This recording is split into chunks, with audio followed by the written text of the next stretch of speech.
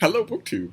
I've got a little mail for you here on a hot and humid Wednesday. The morning was bright and brassy, but I have been watching footage and the appropriate Instagram feeds of people in the path of this batch of thunderstorms that is moving in my direction.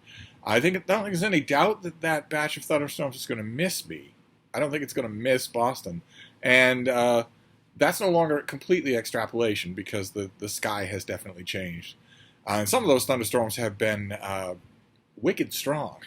So we may be in for a light show. We may be in for a treat, which would be great, especially if, as I mentioned yesterday, thunderstorms or even the front that they are riding manages to dry out the air. It would be very nice to have at least one day in the remainder of my life where the humidity is lower than 70%. That would be great. It would be great not to stick to everything. It would be great to have everything not stick to me. It would be great when I'm coming and going through any kind of wooden door not to have to throw a shoulder against the door just to get it to open or close. That would be great. That would be fantastic.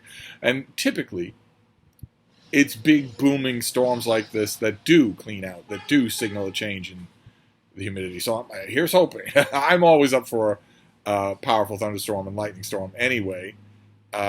It's nice. It's a relief to have a dog, in this case my little Frida Bean, my baby, who is not in the least bit afraid of thunder and lightning. She doesn't like the rain. She's not afraid of the rain. It's more of a sort of protagonist-antagonist relationship. She hates the rain, but she's not afraid of it. But she's not afraid at all of thunder and lightning, and I know that's a blessing. Once upon a time, once or twice in my life, I have had beagles who were afraid of thunder and lightning, and my previous two dogs, I had a pointer and a basset hound, and the basset hound, my basset hound Lucy, was not afraid of anything. Mainly because she didn't comprehend anything at all. But my pointer was afraid of thunder and lightning when it got really bad.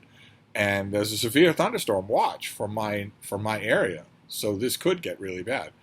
It's not going to bother the bean. The rain will, but not the thunder and lightning. But anyway, let's see what we have here. We've got 3 packages. We'll go through them and see if there's anything squeal-worthy, anything of real interest. This first one is very tiny. It's wafer thin. What have we got here? Oh my. Okay. All right. This is wrapped in plastic, and that is a trial to someone who has very little in the way of a sense of touch. I have very little in the way of a sense of touch, but I think I can manage. This is a small thing. Comes out probably. It's out already. No, it comes out in late August. This is Confessions of a Heretic by the late Roger Scruton with an introduction by Douglas Murray in a nice naked hardcover, a little thing, a hand-sized thing, from the New York Review of Books. How interesting.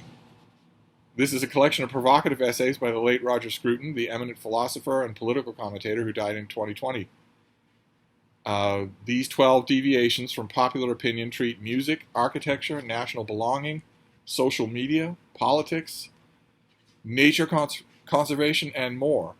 This book deserves and urges the continuation of the meticulous and tirelessly independent thinking that made Scruton an invaluable voice on the most urgent questions of our time. Good Lord. Okay, well, you certainly laid that on rather thick, didn't you?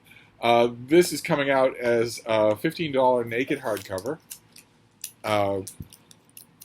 in late August with a new introduction. This is apparently a revised edition with a new introduction by Douglas Murray, who was a friend of Roger Scruton, and who's a best-selling author in his own right. So this is Confessions of a Heretic, but this is not all about religion. And I'm sure there's going to be quite a bit of stuff in here that I've never read, so that's interesting right there. Okay, so we're off to a fine start. What is this next one? We'll end with a box. There's no law that says that a mail haul has to be 30 hours long. There's no law that says that. So what is this next one? Oh, fantastic! Oh, great. Okay, I knew this was coming, and I'm very, very enthused. Oh, fantastic! This is a Viking book, and I love me Viking books. There are 4 coming out this year that look very good. In other words, non-scholarly, made for a popular audience, but still probably very interesting. And this one is by Nancy Marie Brown, and it's called The Real Valkyrie: The Hidden History of Viking Warrior Women. If you were along for Sagalong 2020, then you will remember quite a few warrior women. the Icelandic sagas are full of warrior women. What have we got here? So when is this? This also comes out in late August. I'm pleased to share with you an advanced copy of this book. In 2017, DNA tests revealed, to the collective shock of many scholars, that a Viking warrior at a high-status grave in Sweden was actually a woman. In this gripping read, the author weaves together archaeology, history, and literature to imagine her life and times, showing that Viking women had more power and agency than historians have imagined. The author uses science to link the Birka woman, whom she honors, that's from Sweden, whom she names Hervor, to Viking trading towns and to their great trade routes east to Byzantium and beyond. She imagines her life intersecting with larger-than-life but real women, including Queen Gunhild, Mother of Kings, the Viking leader known as the Red Girl, and Queen Olga of Kiev. Hervor's short, dramatic life shows that much of what we have taken as truth about women in the Viking Age is based not on data, but on 19th century Victorian biases. Rather than holding the household keys, Viking women in history, law, saga, poetry, and myth carry weapons. These women brag, "As heroes we were widely known. With keen spears we cut blood from bone." Okay, well, there you go. So late August, The Real Valkyrie. So a book about Viking women. Fantastic. And then we have this box, which is not very big. So if it's a finished copy, it's not a huge thing. Let's see. Oh, okay. All right. Do we have a pub sheet here? No. No, we do not. Instead, we have a bookmark. Encounter Books giving me a bookmark. Great. I wish more book publishers would do that. This is a book for which I had high hopes, but I haven't actually got to it myself, but quite a few people that I know have started reading it by now or have already read it. I only read a chunk of it, and the chunk that I read I liked, but the critical responses from people whose opinions I trust is not particularly glowing. But I will read it for myself, and probably, now that I have the finished copy, probably this week sometime.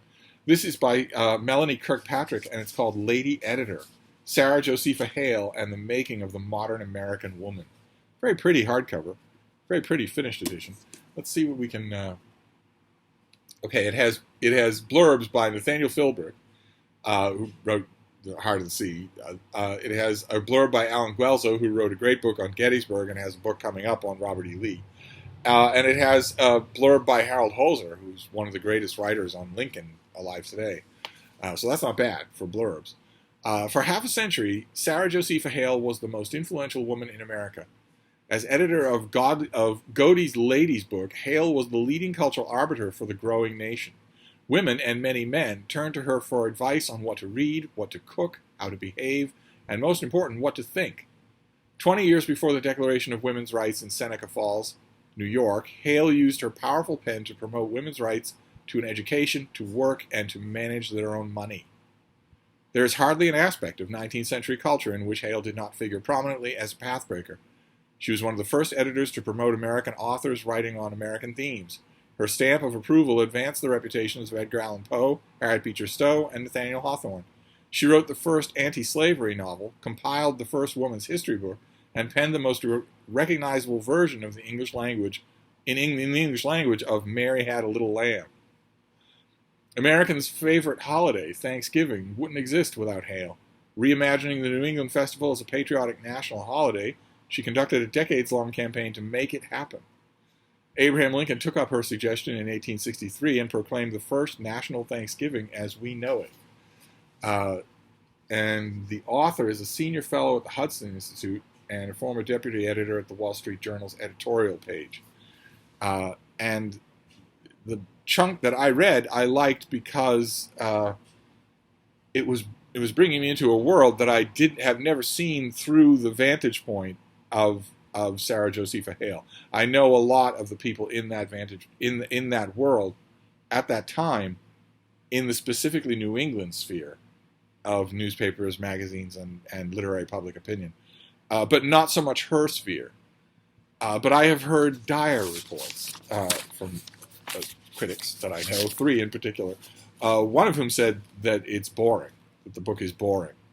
And the other 2 have criticized a lot of the claims made in the book, which is boring is, come see, come saw. It takes all types. It's possible that I might find it interesting, even though other people have found it boring. But if people who have their, a brain in their head are saying a lot of the book's claims are poorly poorly grounded in fact, or excessive, or derivative of previous claims that are unacknowledged, that's a little bit more, the 21st century word would be concerning. So I will dig right into this and see what I make of it. That's always a little bit alarming. I had high hopes for it because the figure is fascinating. But so there you go. That is the mail. We have Lady Editor about Sarah Josepha Hale. We have The Real Viking, in which a historian sort of extrapolates what the life of an archaeological figure from a dig in Sweden would have been like. And we have Confessions of a Heretic, which I confess draws me the most. This is a very pretty little hardcover. I wouldn't mind at all if New York Review of Books made little hardcovers like this all the time, to the exclusion of most of what else they do. Just make the print run smaller and do this. This is quite lovely. I'm not sure. I never had much patience for Roger Scruton when he was alive, and I'm not sure that the glow of his recent death and a pretty new book is going to change that, but maybe it will. One way or another, I'll find out. These are the two out of the 3 of these are strong candidates for immediate reads. Even the Real Valkyrie is coming out relatively soon. So I could read them all soon. I mean, this week. 2 of them I think I certainly will. But one way or another, if there's more mail today, this has been a very, very bookish day. Very bookish. In a lot of ways, a very bookish day. But if there's more mail, if it gets to me through a raucous thunderstorm, then you'll be the first to know. We'll put it together. And if not, those 3 will have to do. Thank you, BookTube.